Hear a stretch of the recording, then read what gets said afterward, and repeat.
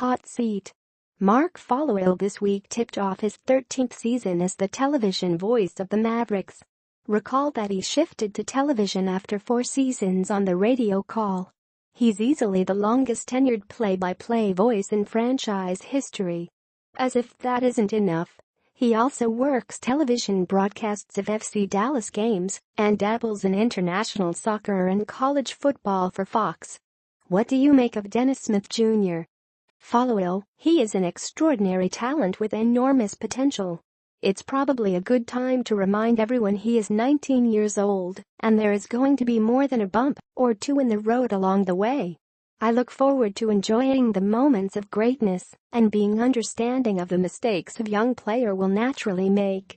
In my limited time around him, he seems to have a really good mix of seriousness and competitiveness as well as a good sense of humor too.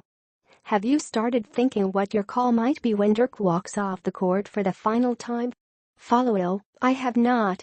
That's partly because it might end up being 2 seasons from now, partly because I think that moment won't require a lot be said. The pictures will tell most of the story. Will you be mad, sad, or glad if Dirk's final game comes deep enough in the playoffs and the networks have already taken over Mavericks TV games? Followill, I'd be sad, but the good news would be that the Mavericks had made the playoffs and advanced to the second round. What's the difference between prepping for NBA, MLS and college football broadcasts? Followill, the Mavericks are the easiest because I have done it the longest and there are fewer players to prepare for. Also, I am close enough to the floor that you don't really need numbers to identify who someone is. The challenge of football is the number of players you have to prepare for, especially in college with so many players in double numbers.